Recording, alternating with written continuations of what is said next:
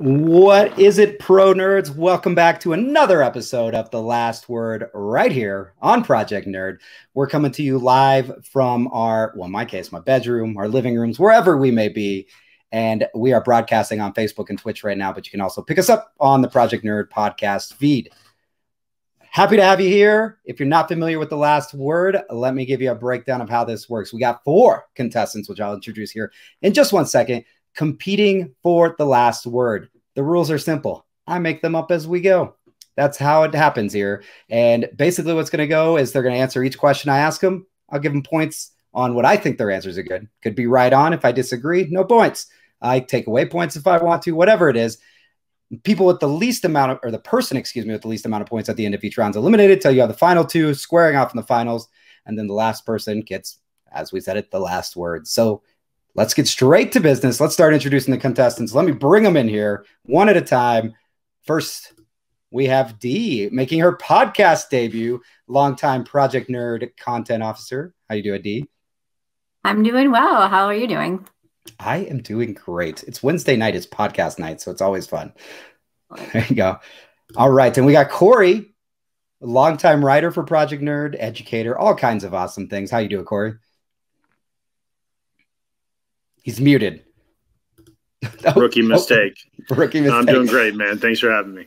It's better that you were muted in the introductions and not while you were answering questions, so that's always good right there. Then we'll add Then we'll add Andy here, best known for Moviecamp, amongst other things. Andy, how are you doing? I'm doing well. I haven't left my basement in a year, so thanks for doing this for me. We're all kind of in that same boat. And then last and mostly not least, Tyler. Also, many Project Nerd podcasts, another personality on the show. Tyler, welcome to your first time on The Last Word. I'm just still trying to figure out how you convince me to do this show when the other show we do is entirely about how often the two of us disagree. I feel like I'm not going to do well. Sounds like it's going to be good for me then. That's right. So as I explained, we're going to answer some questions, or actually you all are going to answer some questions. I'm going to decide who gets the points for them. So are y'all ready? Yo, let's do this. All right, let's bounce into round 1. All right.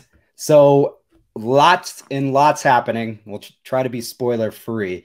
But we are definitely going to talk Disney Plus. And as we finally get close to spring, we have tons of TV shows popping up. And Disney Plus is one of the streaming services that announced many series, including some returns of old titles, some new titles, and of course, plenty of Marvel and Star Wars content.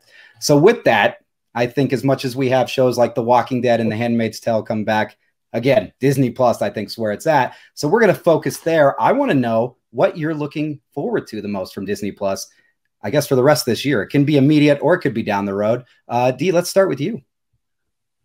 Great. You know, this was a really tough question because I love everything Disney Plus is putting out there. I am just stoked for all the content. I'm really looking forward to The Bad Batch. I'm looking forward to Loki. That being said, maybe because it's coming up next, I'm really excited for Falcon and the Winter Soldier. I need something Marvel-like to fill the void that WandaVision is leaving behind. And I think the dynamic between the 2 lead characters is really enjoyable. The comedic interchange between the 2 we've seen previously has worked well for them. We've seen that in the preview. I'm excited that they're bringing Zemo back as the big bad. I think him wearing that iconic purple mask is really kick-ass. And as a friend of mine pointed out, not only is that the iconic comic book reference, but in a post-snap blip world, that color is also kind of associated with Thanos, even with those lines, even the look of it. It's kind of like he's terrorizing everybody, to remind everybody of that terror that they just so recently felt. And so I just think that is exciting. It's interesting. And it's only a couple weeks away. So that's what I'm most looking forward to. Oh, and I'm looking forward to seeing Emily Van Camp kick some ass. Okay, good answer. Gave your friend some credit though. You got still that credit on The Last Word though. All right, let's go around here and go to Corey next. What are you looking forward to on Disney Plus? Oh, obviously, Dee's kind of hitting the nail on the head. If you're a Marvel or a Star Wars fan, there's not much to kind of wet the whistle. So I'm going left field. Growing up, every movie with an animal in it was my jam. So Turner and Hooch is getting a launch in July on Disney Plus, bringing back Josh from Drake and Josh on Nickelodeon as a marginal grown up. Lindsay Fonseca, who is one, genuinely blazing hot. But two, had some roots in How I Met Your Mother, which is arguably the greatest sitcom of all time. So how they're going to come to term with Detective Turner's death and the handoff of the dogs to the son and working through their own awesome detective mysteries. There's nothing wrong with watching a big slobbery dog jump through a window, take out a bad guy or two. And if that doesn't bring some kind of down home nostalgia to anybody that loved those anything Tom Hanks related, I guess I don't know what will. The concern is obviously that it's not Tom Hanks. He carried a lot of that movie. But I think that Peck's got some stuff that he can do. And if you have an awesome animal character who can carry the weight, there's no reason to rest on a show like Turner and Hooch, bringing back some good old cop mystery. All right. Good answer. Andy, what are you thinking? I thought going third that it would be said before now, but like Loki's clearly the answer here. I mean, you guys are definitely, for Falcon and Winter Soldier, awesome. Looks super exciting. It's going to be kind of more standard Marvel fare though, kind of back to the norm, I think a little bit compared to what WandaVision was. Tom Hiddleston is the best actor that will be acting in a Marvel thing this year, probably, right? I mean, this guy he's on fire in everything he does. Everybody's looking forward to Loki. It's June 11th. So we've got a time to wait for it, got a time to build it up a little bit. So I think Loki is the right answer. I didn't expect actually Loki to make it this long. So I want to give a good shout out to the Mighty Ducks show that's coming on soon. If you have not watched that trailer, I got emotional with the trailer part. And it is, Emilio Estevez definitely is rounding out both talent-wise, physically, and emotionally like his dad. I mean, he looks like his father at this point. And I think that show is going to be, I just really think it's going to knock it out of the park. And it's going to be one that we're not expecting to be great, but that we'll all end up texting each other about how much we cried during the episode that we just watched. All right. A pair of answers there. Tyler, he might have stolen yours. What do you got for us? I mean, both my first and second choice were stolen, so I'm going to have to go third. I do want to just say for the record, though, Agent 13, Sharon Carter, Emily Van Camp finally getting her due is a big deal. I also have to correct Andrew. We're talking about best actor or actress to act in a Marvel thing this year. Don't disrespect Kathryn Hahn right now. She's killing it. I don't know that anything can top WandaVision. But because my 1 and 2 were taken, I'm going to have to go. Loki is Michael Waldron's the showrunner.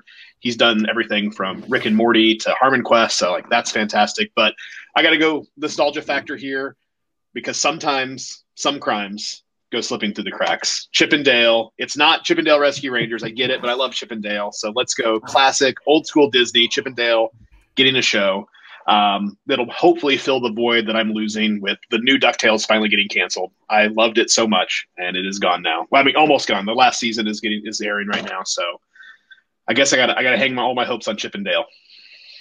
All right. Fair enough. All great answers. I'm happy about all those shows. So everybody's awarded 1 point for their answer.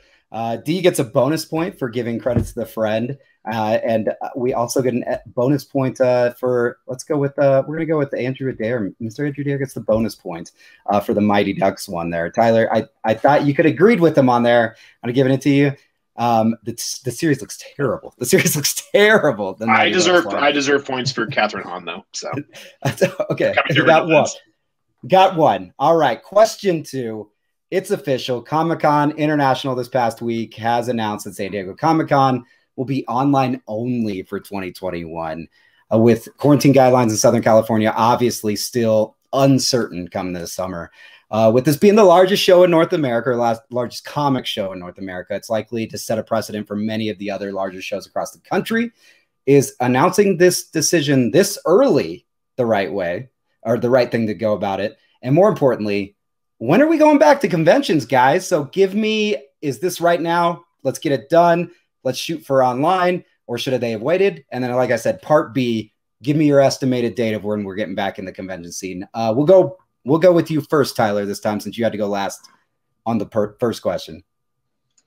Yeah, I mean, I have to come out and say that it is 100% the right move. We played this game last year where we had tickets, we had booths, we had money tied up in travel arrangements and so many different cons. And then at the last second, you got to cancel this and get out of that. And obviously, it was untested waters at that point, and people are more prepared for last minute changes in travel and things like that. But when it's all said and done, like, getting out ahead of this is the best thing to do.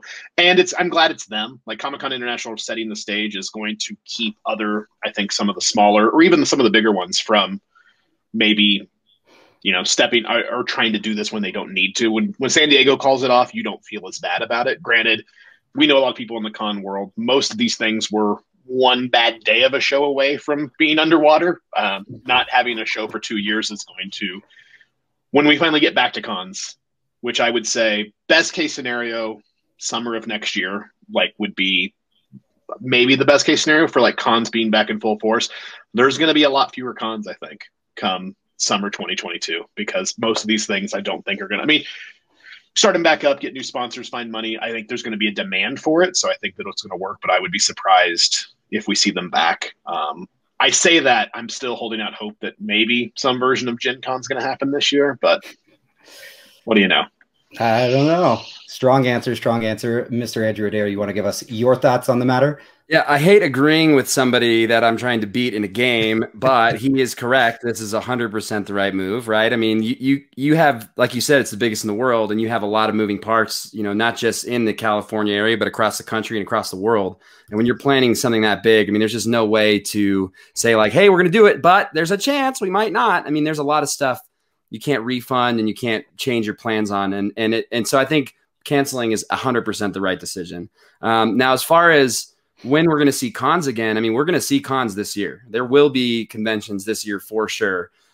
Texas, they don't give an F about what they got going on. So they're opening that state back up. And I know for sure that there's going to be some conventions opening there. We don't know what they are going to be right now, but they're for sure going to open. And then I think, there's opportunity maybe for some smaller, maybe safer conventions to happen too. So that, I don't think that the con season is completely destroyed. Just hopefully somebody steps in and kind of makes it a more COVID appropriate kind of a setup or an event. I can definitely see that happening this year for sure. But 2022, next summer, it will be when we really fully get back to cons. And I don't see anything major prior to that. All right. Corey, what are you thinking? Well, I mean, that's a lob. I think that's the absolute right call. Shut it down now. We're just not ready yet. And contrary to Texan beliefs, we're just not at the place now where we can safely hold events of that size. It doesn't make it right. I mean, none of us feel right about it. It just is the right call.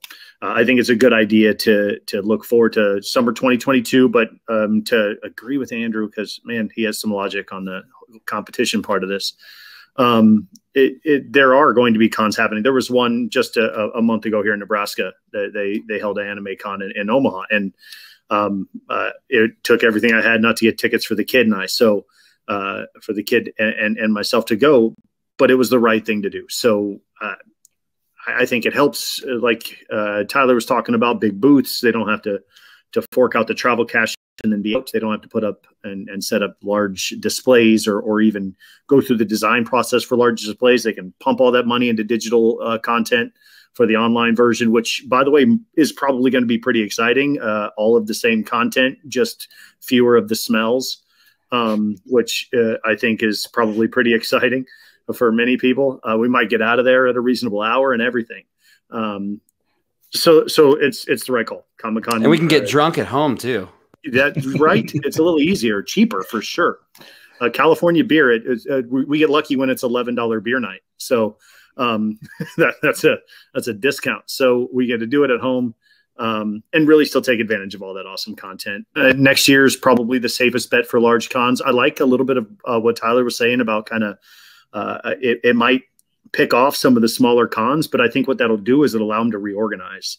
I think the reorganization to content areas, topic areas, and interest groups might come back with some power, with some gumption. So that's it. That is exciting to look forward to. I think that's probably even further down the line, probably 2023 after after a short kind of ramp up in 2022, but we'll see where it all takes us. All right. Dee, why don't you put some icing on this SDCC cake?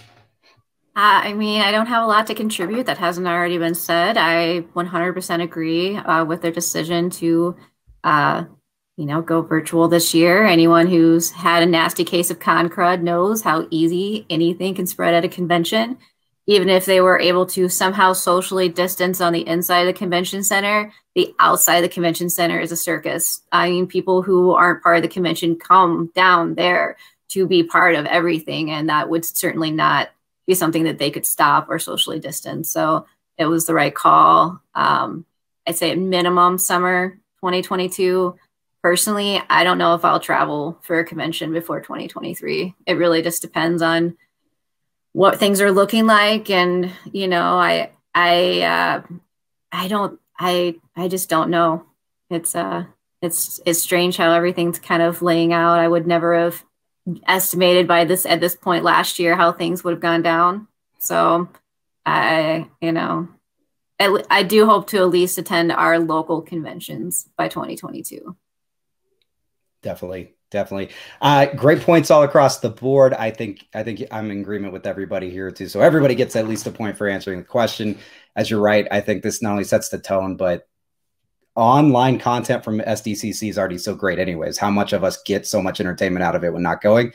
Might as well just get straight to it and focus. Bonus points this question go to both Corey and Andrew for the slam on Texas. Thank you, gentlemen, for knocking on my home state there. I appreciate it this time around. All right. We're at the end of round one, and it's close. It's close. I'll give the information that Mr. Andrew Adair is in the lead, and these points do carry into round two.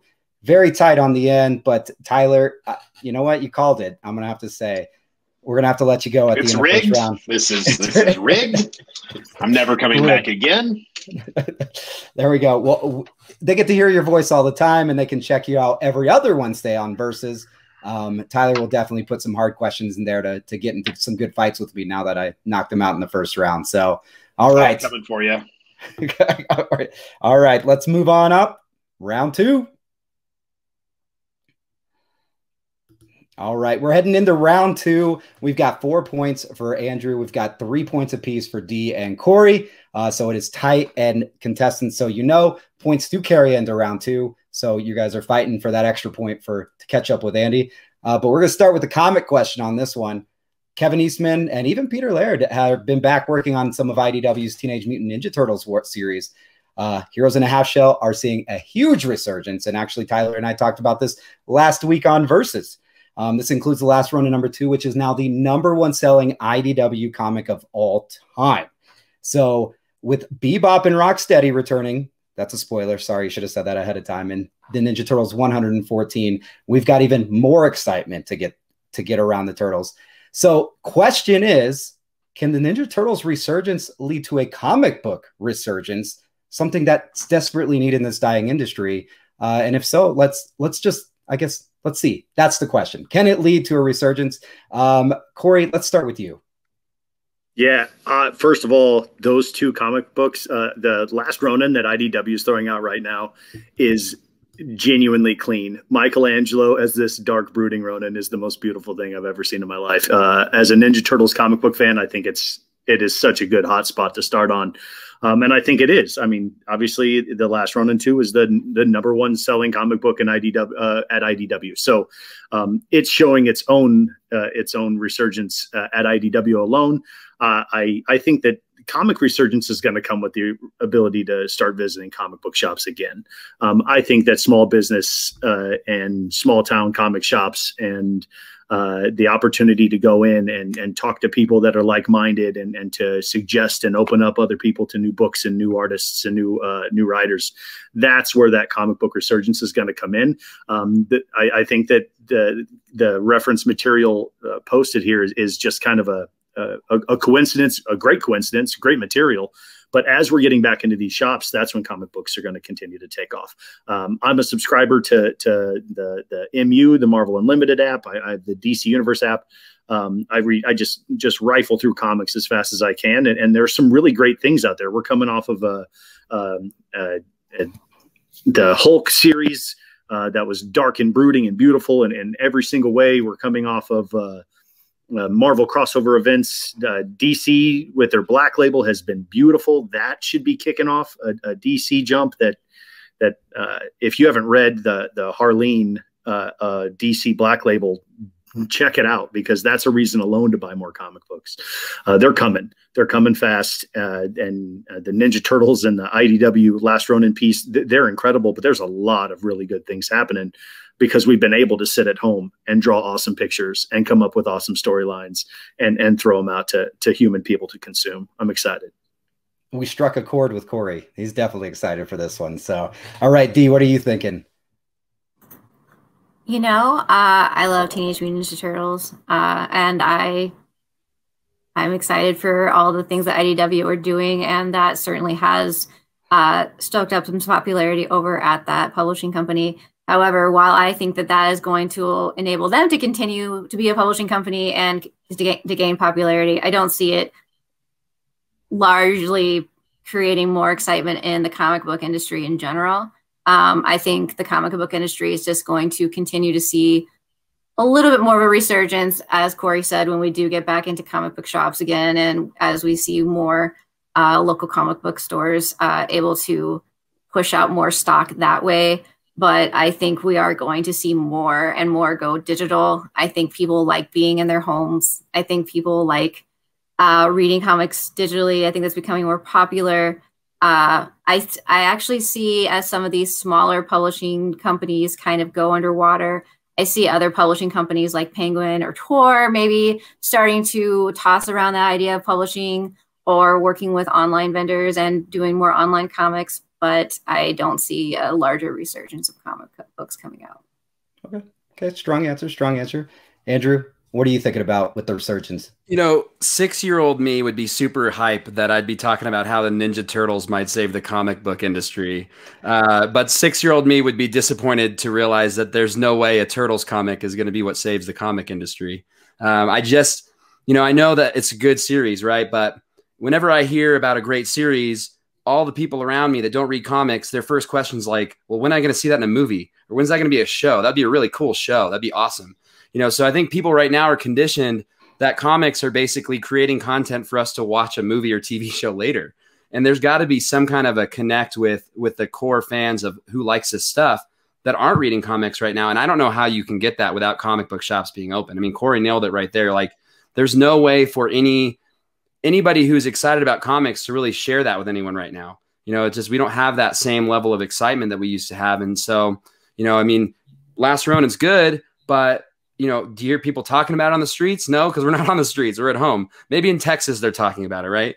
But here they're not. Yeah, that's right. I'm going back to Texas. I think that if there was a way that they could really move into digital, I think that is going to be the key, because it's like with what they're doing with movie releases. They're going to have a short window of a theatrical release probably, you know, and then get movies into the house right away, you know, 30, 45 days. I mean, I think that if you're talking about, you know, actual physical releases for comics, you've got to have a short window, then a launch into digital 30 to 45 days after, exactly the same way. And then you bump up the rarity or the scarcity of what the comics are a little bit, so that people really want to drive to the store and pick them up. And you got to kind of give incentive. Collectors are crazy, you know, and so, you know, even if you cut off some of the publishing and said, we're only going to have 50,000 and we're going to, you know, it's going to be all online after that.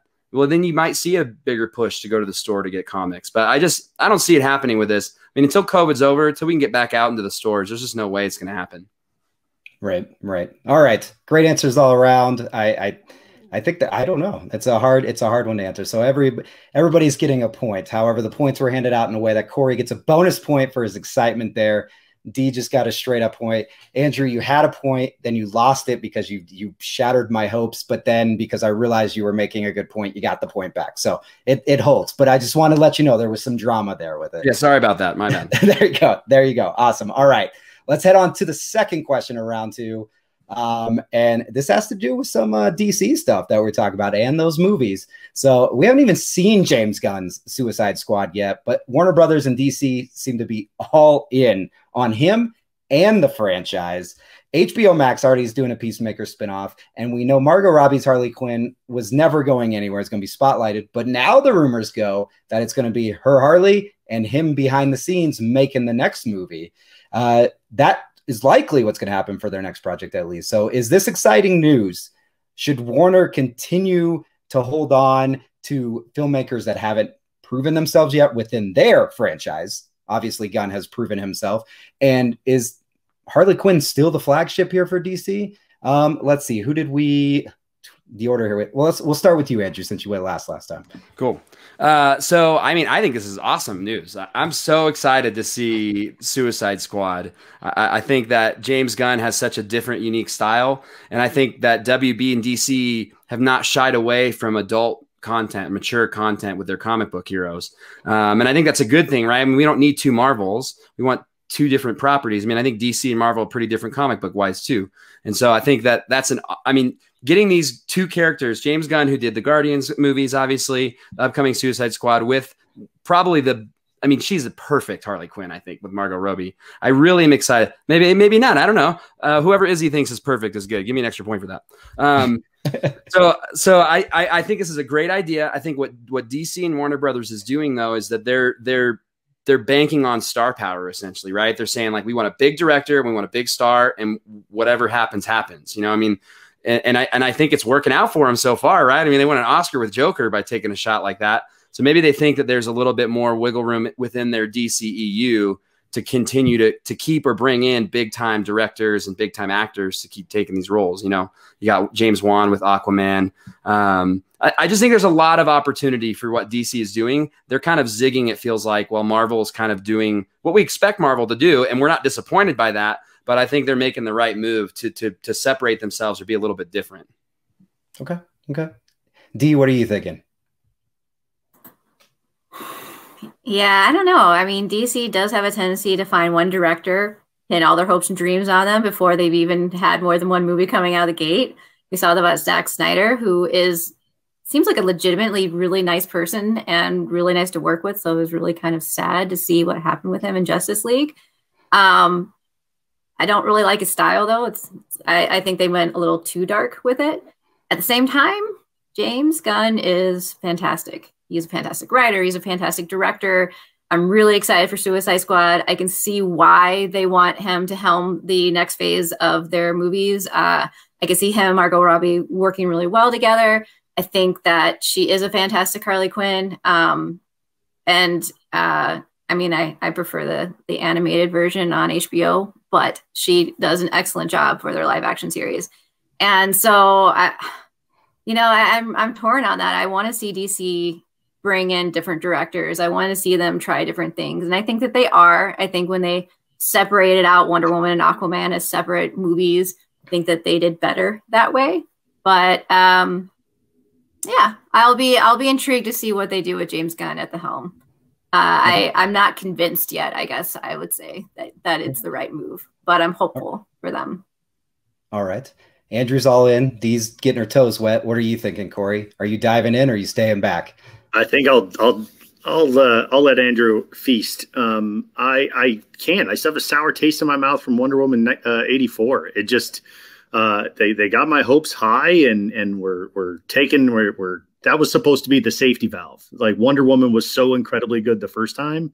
That was supposed to be that was our whoopee to go back to Wonder Woman to cleanse our palate from whatever Justice League they tried to throw at us from what I felt was a very vanilla original Aquaman.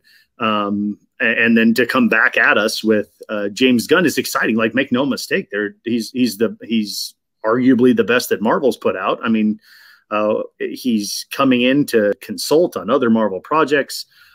He's incredible, and the cast is incredible, and Margot Robbie is incredible. There's nothing to not like about the movie outside of the fact that DC has let me down too many times lately.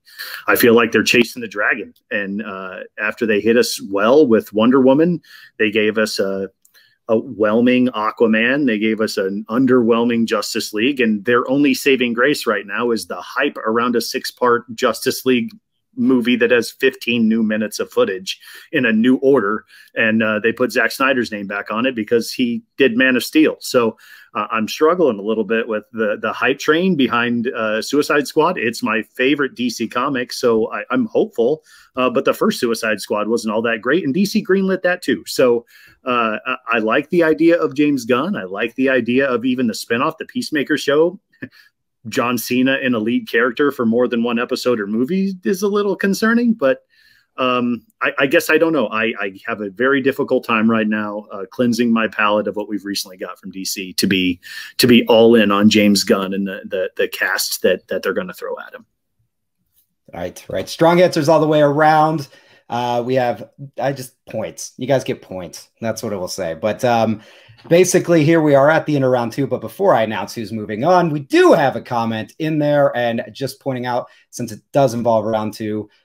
Going back to the comics will be the next vinyl. Yeah, vinyl still exists, but not nearly as big of an industry. Good point. Thanks for the feedback there. Always welcome. If you are paying attention, feel free to jump in and leave your comments, and maybe we'll spotlight you. Now let's get to the point at hand. And unfortunately, even though D is a lifeline and Project Nerd, can't play favorites here. I'm going to have to go with Andrew and Corey into our final round, as their answers and their excitement was just unmatched. So D, we appreciate it. You and Tyler have been great, but we're going to move on to the final round with these two gentlemen. All right, let's pop it out here and head to the last round. I'm sure people want to hear me sing. All right, gentlemen, points are reset. We're back to square one. We're going to start right out the gate again here. This time we're talking about reboots, relaunches, and all the re's that we always have been dealing with, this seems like, for the past decade plus. But Michael C. Hall has hinted at a new Dexter episodes. We have Frasier coming back to Paramount Plus, and the aforementioned in round 1, Disney's Mighty Ducks, and others as well. And then obviously something I am kind of excited for is Matrix 4 this winter. So it's remake, relaunch, reboot, everything, all like that. So I think we need some original ideas, guys. So I feel like for the final question, I want to hear some original ideas. So what I want for you to do, and you can do it in a mocking way or not, I want you to pitch me an original series with the best series earning the points here. Andrew, you had the lead coming into the final round. So Corey, you'll go first, and Andrew will defend. All right. So an original series doesn't have to be an original screenplay. I need the Howard the Duck family drama, very breaking the fourth wall, Modern Family style, with Howard, family, ducklings in tow. And I really wanted to revolve around his idea of what it was like to really launch into the new world, the post-blip world. It is an MCU show. He comes out to fight. I don't know if you saw that. People have been kind of picking that up now, the little snapshot of him coming through the portal in Endgame. And I want that to be the only thing. It starts right there. He turns right back around and walks out of the battle, leaves it be, goes back home, hangs out with Mama Duck and kids, and just talks about their day. The awful neighbor. What's awesome about that is we get incredibly awesome cameos from all the heroes that saw him next to him, and then we're like, "Where'd you go, Hal?" I think a Howard the Duck original television show, Modern Family style, is the next great thing that we never knew and never thought we'd need.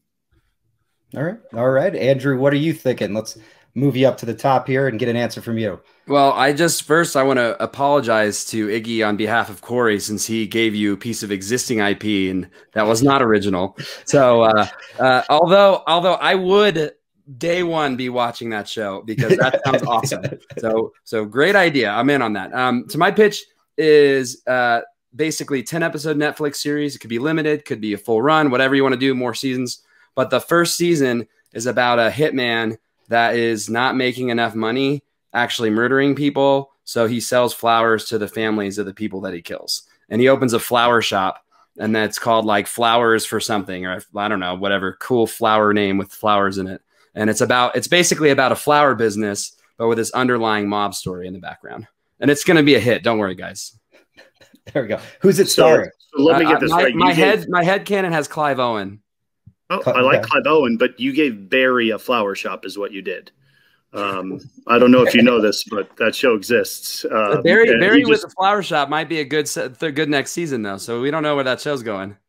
All right, gentlemen, 100 points each for the series because you're both exactly right. I'd watch both of these shows in a heartbeat, like not even hesitation. And I am totally on board with the Howard the Duck being part of the MCU canon too. Fully want that. We're gonna give you. I'm gonna give Corey 17 extra points. For all the creativity and the additional in it too, especially knowing he didn't see any of the questions beforehand. So that was pretty quick on the fly there. But I'm giving Andrew 34 extra points because he's right. He didn't use I mean, you could relate it to Barry, but he didn't use an existing character and more importantly, an MCU character. We've got 30 MCU series. So Andrew, you're our winner today on the last word. So we're gonna recuse ourselves for a second and let you have a moment in the. Just wanted to say a quick rest in peace to Alamo Drafthouse. We don't know what they're going to look like coming back from this pandemic, but they just declared bankruptcy and will be closing some locations. I just, shout out to everybody that works in the movie industry, not people that make movies. I mean, that's tough for you guys too, but movie theater managers and employees, anybody that works at anything related to the movies, it's tough right now out there for you. And Alamo closing is not a great sign. Here's hoping that things really do turn around once we're able to get back open. And, I really want to get back to the movie. So sorry, Alamo, that this is happening to you, but hopefully you guys keep your Denver locations. Selfishly, I want to go see a movie soon. All right.